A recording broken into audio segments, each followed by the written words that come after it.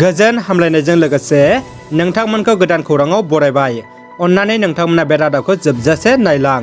लोगोसे भिडिअखौ like, comment, share आरो चेनेलाव गोदानै फैदोंब्ला साबस्क्राइब खालामनो गुरै खावलायबाय। दानिया फैदो लोगोफोर रादाबखौ मिथिलांनि। गिबि खौराङाव दङ मैया मिरु दुलाराय बर' फरायसा आफादनि आफादगिरि मानगोनां दिपेन बर' बिथाङा डिमाकुसि स्टेडियामखौ नायगिदिंहैदों। बोसोरफ्रोमबो फिफाजों खुंजाबाय थाग्रा हिर' junior under women's national football championship 2022 गेलेनाय बादायलायनाया देग्लाय डिमाकुसियावबो गेलेजागोन। बे बोसोर 2022 गेलेनाया दिनै 21 जुननिफ्राय 22 जुनसिम जागोन। नायगिदिंहैनाय समाव दिपेन बर' बिथांजों लोगोसे जिल्लानि आफादगिरि लहित चन्द्र बर' आरो बिबानगिरि बिथांमोनाबो नायगिदिंहैयो। जोबोद दुखुनि खौरां, बिखा खामथाव दुखुनांथाव जाथाय। साथाम बर' सुबुङा सारअन्थाइ गावनायाव जिउ गोमादों। उदालगुरि जिल्लानि माजबाद दख'रानि सिङाव थानाय जिंगाबिल आलायस्रि गामिनि साथाम बर' सुबुंनि जिउ खहा जादों सारअन्थाइ गावनायजों। जिउ गोमानाय सुबुंफोरनि मुङा फारियै मनमति बसुमतारी, रेखा दैमारि आरो दुलुर बसुमतारी। मख'नो गोनांदि दैज्लांनि बे समाव सारअन्थाइ आरो दैबानाजों गोबां सुबुंफोरा अबथारा जिउ गोमाबाय। बोथोर नायबिजिरसं बिगियानगिरिफ्रा बे समाव बयखौबो सांग्रांथि थानो खावलायदों। मोनसे मोजां रादाब लाबोदों बर' सुबुंफोरनि थाखाय। दुलाराय बर' फरायसा आफादा UPSC, APSC सिभिल सार्भिस आरो इन्डियान फरेस्ट सार्भिस एग्जामिनेशनफोरनि थाखाय मोनसे गोनां फोरोंथाय होगोन होननानै खौरां मोननाय जादों। बे फोरोंथायखौ 25 जुनाव क'क्राझाराव, 26 जुनाव बिजनीआव, 27 जुनाव मुसलपुराव, 28 जुनाव उदालगुरियाव, 29 जुनाव तेजपुराव आरो 30 जुनाव गुवाहाटीआव होगोन। गोसो गुदुं सुबुंफ्रा गाहायनि डिस्क्रिप्शन लिंकआव थांनानै खौरां लानो हागोन। दानिया फैदो गुबुन मोनसे खौराङाव।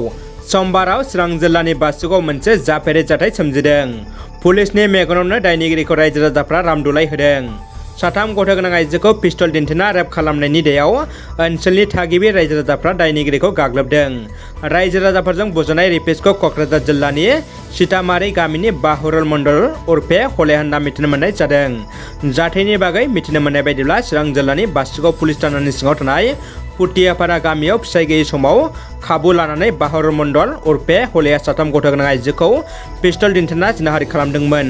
आसाम बिधानसभानि बुंथिगिरि मानगोनां बिस्रि दैमारिया उदालगुरि आयेन आफाद बियाबनि सिङाव दैबानाजों खहा जानाय सुबुंफ्रा थानाय उदालगुरि डायमन्ड गोजौ फरायसालि, उदालगुरि नोगोर नौमा, नलबारि गुदि फरायसालि आरो माजबाद आयेन आफाद बियाबनि सिङाव धनस्री गुदि फरायसालि, लालपानि गुदि फरायसालि आरो बरसला आयेन आफाद बियाबनि सिङाव पटासिमलु गुदि फरायसालि अनसुं बादाफोरखौ नायगिदिंहैना सुलाद लादों।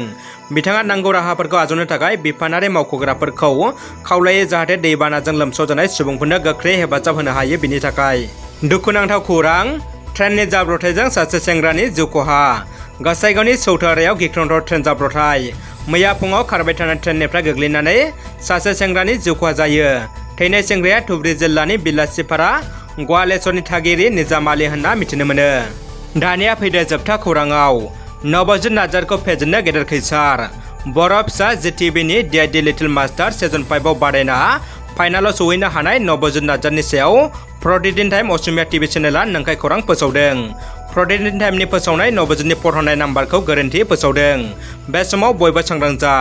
नवजित नार्जारीनि फट होनाय मबाइल नाम्बारा 9152915246 बेवहायसो फट होनांगौ। थारैनो नवजितखौ फेजेननो असमिया खौरां बिजों प्रतिदिन टाइमआ खैसा खालामदों नामा? बे मोनसे गेदेर सोंलु सिखारदों। रादाबा एसेनोसै लोगोफोर। रादाबखौ जोबजासे नायनायनि थाखाय गासिनिसिमबो साबायखर आरो गोजोन हामलायनाय थाबाय।